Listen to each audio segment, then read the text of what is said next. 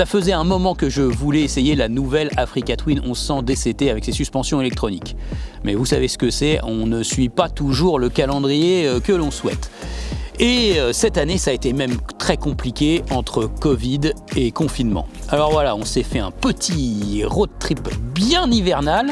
Et histoire de mettre à l'épreuve cette Africa Twin, on a tout simplement suivi le tracé du Paris-Roubaix, l'enfer du Nord, cette grande spéciale cycliste. Ici, nous sommes à Troisville, c'est loin de Compiègne, mais en fait, c'est le vrai début des difficultés sur cette épreuve mythique.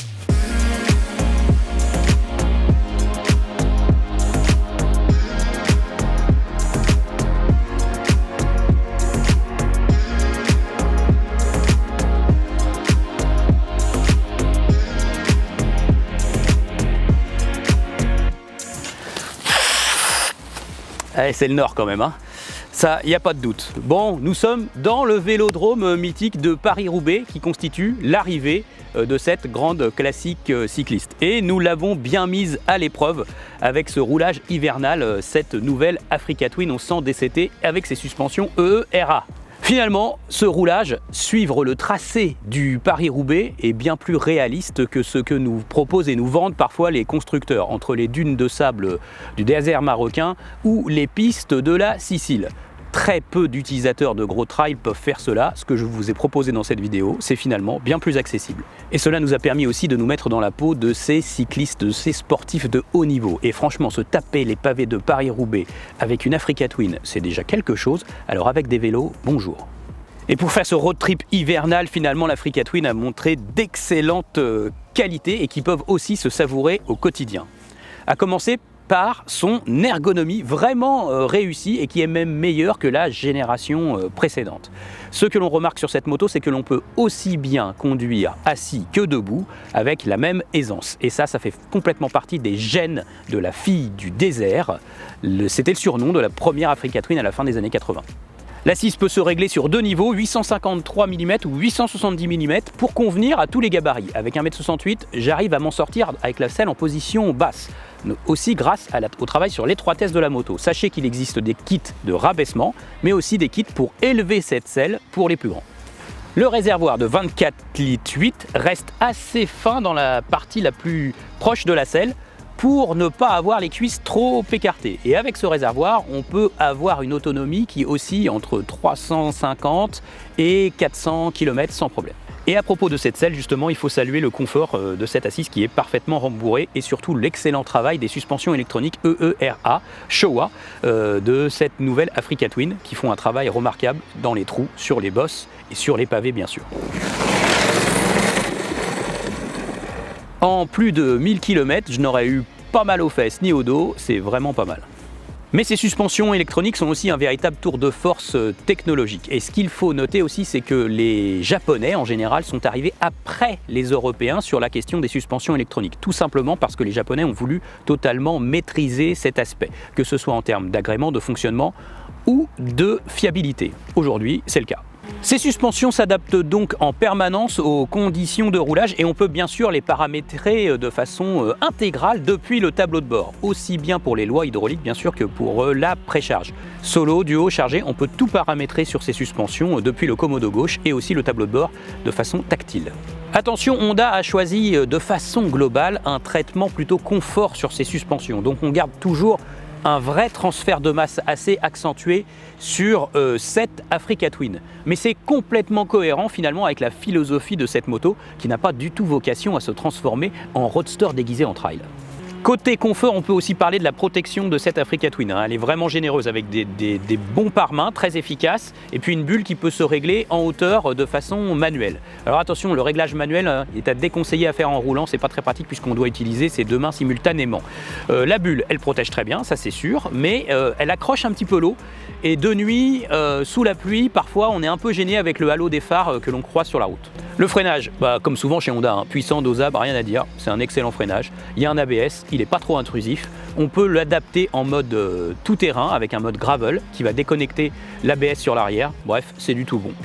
Bon, je reprends ce plateau dans 30 secondes. J'ai une petite surprise pour vous, je vous emmène visiter un endroit. Et non, Raté, nous ne sommes pas sur la route, nous sommes tout simplement dans le musée du Paris-Roubaix de cette épreuve cycliste. Et ce musée se trouve tout simplement dans le vélodrome de la ville de Roubaix. Alors, ce musée a été construit par l'association Les Amis de Paris-Roubaix et ils ont tout simplement reconstitué une portion pavée au cœur de ce petit musée. Et c'est aussi l'association Les Amis de Paris-Roubaix qui, tous les ans, remettent aux vainqueurs le trophée de l'épreuve. Ce trophée prend la forme d'un pavé, mais vous voyez, le trophée 2020 n'a évidemment pas trouvé malheureusement son vainqueur en raison de l'annulation de l'épreuve à cause du Covid. Dans ce musée, bien sûr, on retrouve des affiches, on retrouve aussi les différents tracés historiques du Paris-Roubaix, du temps où il partait de Paris, ensuite il est parti de Chantilly, ensuite il est parti de Compiègne. Et aussi on retrouve des maillots dédicacés par la plupart des champions qui ont disputé cette épreuve, qui ont gagné cette épreuve. Des vélos aussi, un vélo de 1905 avec des jantes en bois, et puis aussi le vélo qui a permis à un coureur italien de remporter l'épreuve en 1960. On retrouve aussi des pavés, les 3 types en fait différents de pavés que l'on rencontre sur l'épreuve.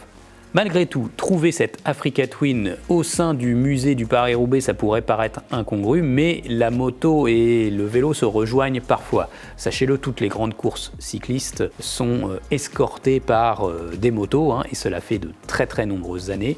Et puis, de nombreux pilotes moto, en tout terrain mais aussi en vitesse, s'entraînent très régulièrement sur des vélos de route.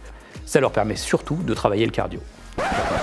Tout ça c'est bien gentil, mais le moteur alors, eh bien il a pris du coffre sur cette génération. Il atteint 1084 cm3, donc l'appellation on sent n'est pas usurpée.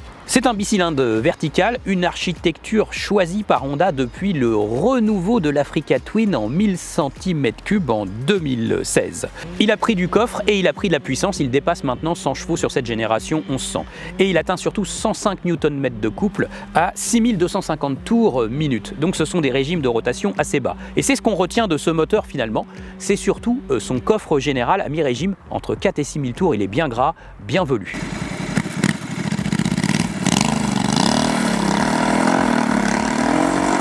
C'est parfaitement adapté à un usage quotidien et surtout à un usage tourisme, avec des reprises toujours disponibles et pas mal de coffres à mi-régime sur autoroute, sur petite route, dans les épingles. Ça fait merveille ce bon moteur bicylindre bien travaillé. Par rapport à la génération précédente 1000 cm3, eh bien il a gagné en caractère, ça c'est sûr, il grogne davantage, il vibre un peu plus, mais il est aussi plus punchy. Alors il a légèrement perdu de la souplesse, mais c'est pas très pénalisant au quotidien. Et bien sûr, vous pouvez choisir cette mécanique accompagnée de la transmission DCT, la célèbre transmission singulière et unique de chez Honda, puisque aucun autre constructeur n'a vraiment osé s'attaquer à une transmission à double embrayage comme celle proposée par Honda. Alors c'est vrai que ça ajoute un avantage énorme à cette moto, un côté singulier à la conduite. Il faut oublier ces vieux réflexes de motard, il n'y a plus de levier d'embrayage, il n'y a plus de sélecteur, tout se passe de façon automatique, semi-automatique, mais on peut aussi reprendre la main via les gâchettes au commodo gauche. Cela fait 10 ans maintenant que Honda maîtrise totalement le DCT, plus de 140 000 modèles ont été vendus avec cette technologie, donc aujourd'hui elle est très au point. Les algorithmes, la fonction mécanique, il n'y a plus beaucoup d'à-coups, tout se passe vraiment en douceur et en efficacité. Il y a un mode drive tout automatique qui passe les rapports très vite, très bas et qui a pour but surtout de ménager la consommation. Et puis il y a un mode sport que l'on peut paramétrer sur 3 niveaux et qui va permettre une conduite plus naturelle, qui rappelle plus la conduite d'une boîte classique finalement, et puis qui va être plus réactive, qui va permettre des régimes plus hauts.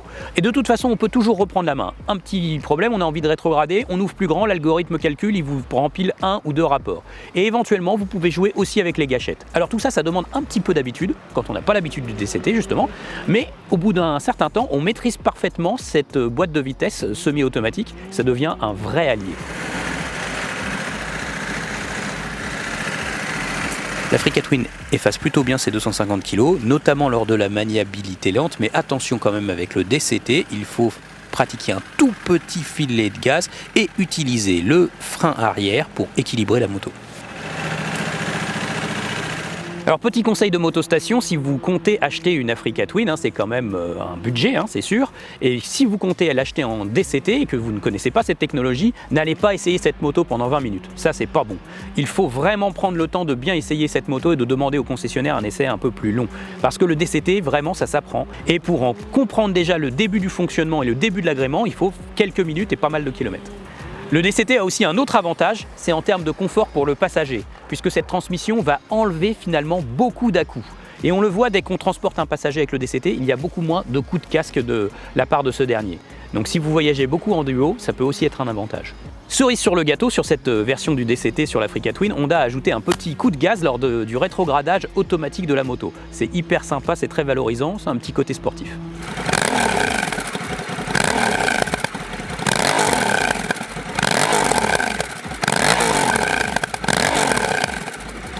Mais le DCT n'est pas le seul argument technologique de cette moto. Il y a aussi le tout nouveau tableau de bord connecté 6,5 pouces écran TFT couleur. Un écran intégralement paramétrable en fonction de vos préférences et qui va vous permettre de piloter notamment les 6 modes de conduite.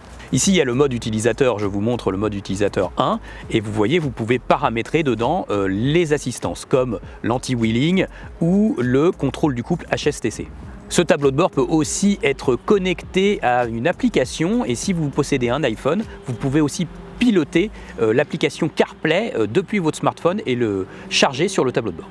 Précision, bien sûr ce tableau de bord peut se piloter du Komodo gauche, le tout nouveau Komodo gauche de chez Honda qui est vraiment massif, qui comporte beaucoup de boutons. Alors celui-ci demande vraiment de l'apprentissage, c'est pareil, lors d'un essai, attention, ne vous braquez pas, il va falloir du temps pour bien comprendre ce Komodo.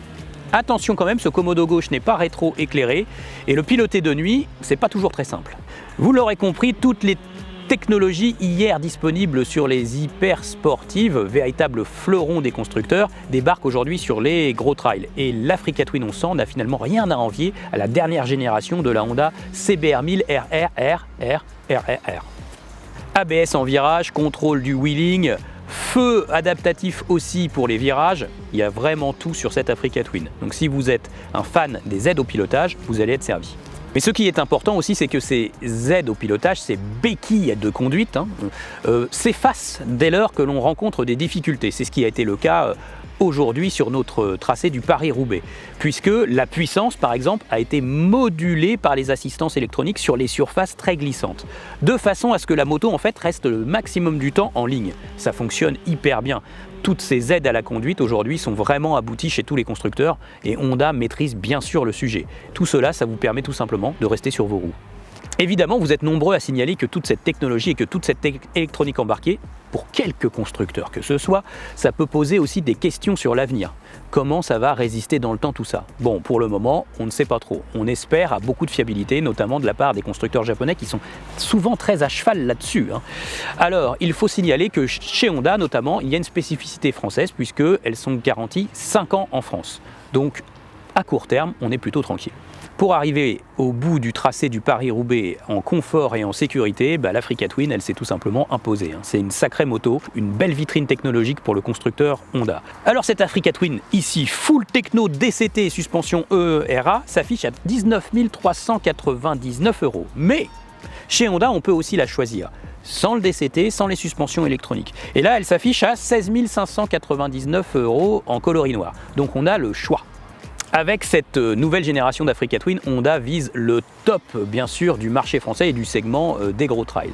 Alors finalement, elle se savoure peut-être mieux avec toutes ces technologies, elle a plus de sens. On s'écarte peut-être un peu de l'esprit initial de l'Africa Twin, qui était une moto surtout endurante, fiable et assez simple, mais celle-ci est dans l'air du temps finalement. Alors si vous voulez un gros trail technologique, suffisamment puissant, apte à tout faire, et qui soit singulier à la conduite, qui se démarque, eh bien elle est intéressante. Allez l'approcher.